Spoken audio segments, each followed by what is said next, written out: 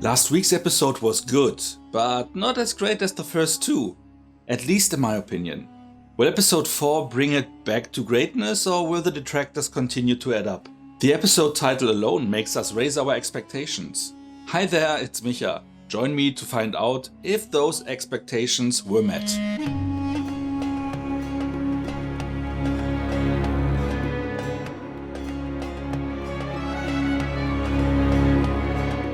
Episode 4, titled The Tomb, starts with Khonshu imprisoned in a small stone statue and Ushabti being placed on a wall along a handful of other gods that share his fate. Meanwhile, Layla gets rid of their pursuers, saving Stephen, who is still unconscious, from turning the night sky back in time. Heading for the tomb, Stephen rejects Mark's demands to give him control, as he deemed the mission to stop Harrow too much of a task for Stephen, now that they can't call on the suit. However, Stephen's knowledge of Egyptian history comes in handy more than once. I'm really jazzed about showing you these new skill sets I have. While finding their way into the tomb, Stephen kisses Layla, appreciating his personality's honesty, as he also shared the fact that Mark only pushes her away to protect her from Khonshu taking her as his avatar. In the tomb, Layla and Stephen's combined knowledge makes them identify the most likely place where Ahmed is kept. This is the best, worst day of my life. But also find out that ancient protections of the supernatural kinds are in place, in form of the Hika priests, servants entombed along their pharaoh to protect him. Barely avoiding disembowelment, a fate that apparently already befell most of Harrow's men, the two get separated while running away from the undead creatures. Layla, after fighting off one of them, finds herself in the presence of Harrow, who tells her that while he screened Mark's conscience back in London, he saw him involved in her father's death. Meanwhile, Stephen finds the sarcophagus where the pharaoh, to his mild surprise, he is a history buff after all, turned out to be Alexander the Great. As Ahmed's avatar, he was her voice, so Stephen retrieves the goddess's Ushabti from the mummy's throat. When Layla catches up with him, full of fury about the newfound details on her father's demise, she confronts her husband, even though Stephen is still in charge. Forcing out Mark, he explains that his partner went berserk, while Mark tried to save everyone, but was shot himself along the way, and should have died that day. Layla realizes that the two only met because Mark's guilty conscience made him seek her out to apologize, which he wasn't able to. This whole conversation distracted them long enough to allow Harrow and his men to catch up with them. While Layla hides, Mark faces Arthur Harrow and is given the choice to join him. But as he chooses to fight, Harrow shoots him twice flat in the chest. Lying bleeding in a small pool of water, his conscience begins to float, landing us in front of a TV set, watching a cheap made-for-TV Indiana Jones ripoff, starring an archaeologist named Stephen Grant. While the camera pans over the psych ward of a hospital, we find Mark sitting apathetically in a wheelchair. We see many characters from before showing up as either patients or orderlies, with allusions to the previous plotlines being scattered in plain sight, including a Moon Knight action figure in Mark's hand. Kaiser Sose, anyone? Harrow apparently is Mark's psychiatrist, discussing something Mark, as Stephen, has said in the first episode, having difficulty to differentiate between what is real and what is a dream. Heavily sedated, Mark tries to escape. On the run, he finds Stephen trapped in a sarcophagus, both remembering to get shot. They pass by another casket with someone violently knocking inside, but they leave it there, running into an anthropomorphic hippopotamus that greets them, both scream and the credits set in. The fourth episode was highly entertaining. It started with a nice action piece around Layla, who is presented as a woman who can stand her ground and doesn't need the help of her man. Quite the opposite, as she protected Stephen, not degrading her to be a damsel in distress. But Marvel is usually doing a good job there, so no big surprise. I was surprised though that the guys from the Antiquities Collector were still in pursuit, but I guess that is the result of the, like I said last week, kinda unnecessary attack by Moon Knight on the group. Likely they were meant to be presented as real bad guys, but it never registered as such with me. So still a bit cringeworthy, but that was last week. This week the gear is shifted a bit and we are served a mixture of indie and the Brendan Fraser start The Mummy. This comes with nice set pieces, and regarding the undead Heka priests, there was some genuine horror atmosphere in the mix.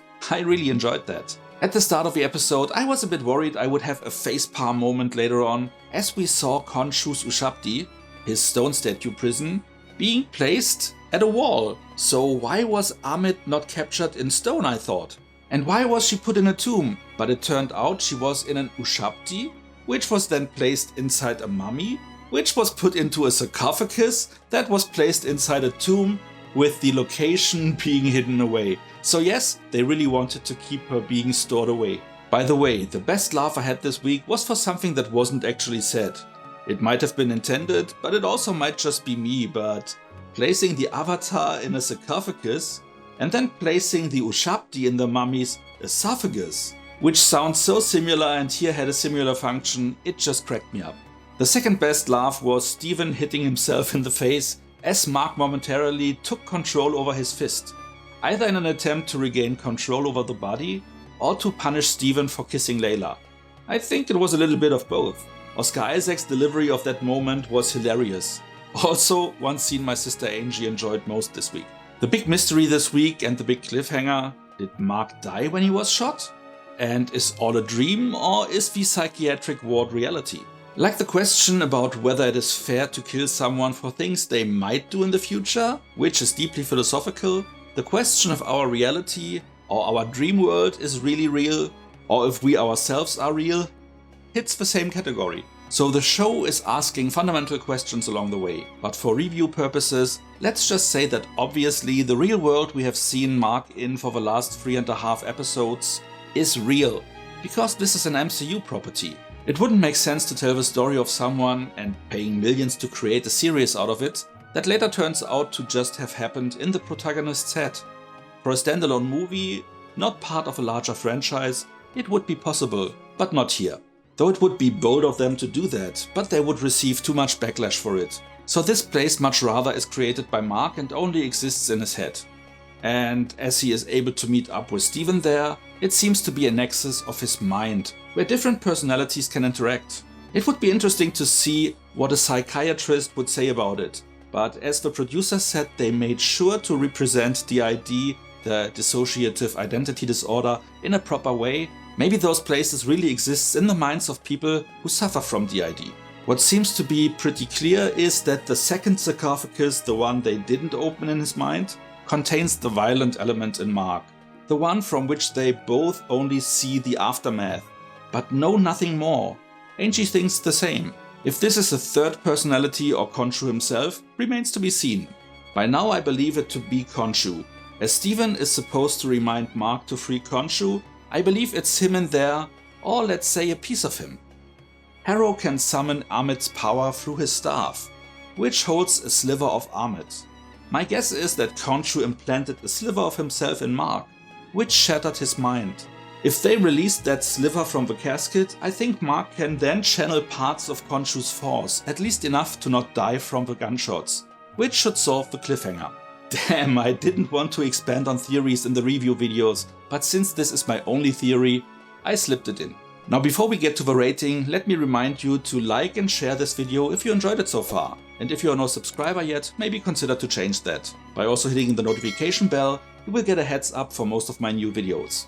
Now for the rating. This episode was covering a lot of ground and opened the door a bit more into Marvel's horror realm, which is expected to be expanded in the near future with properties like Blade. As I'm a big horror fan and also like Indiana Jones and its epigones, this is the stuff I like. I was a bit worried about the scene where Layla confronts Mark/Steven about her father, as that came at the worst possible moment and led into Mark getting shot. For a moment I thought it to be another too obviously created road bump, as last week's fight scene was for me. But if you have just learned that your husband was there when your father was killed and lied about it, I guess that can make you lose your temper and confront him in a moment you should both rather run. I give that to her. It seems plausible enough. So there's not much to complain about. There was a lot of fun, again coming from Steven screaming in a high-pitched voice at the end of a show when they run into the hippopotamus goddess. This time with Mark joining in almost as high-pitched as Steven, a scene Angie also loved. I'm rating this episode with 8.5 out of 10 points, with an upwards tendency, making it the best episode of a bunch for me so far. Let's see what next week offers. For my sister it was also the best episode so far, giving it a whooping 9.5 points, loving the Egyptian mythology in it and the other things I called out along the way. Again, no rating from Neil, will be added to the video's description when I receive it. How did you like this more horror and mystery-laden fourth chapter of the Moon Knight? What do you think of my theory? Let me know in the comments. So much for now, see you next time and thanks for watching!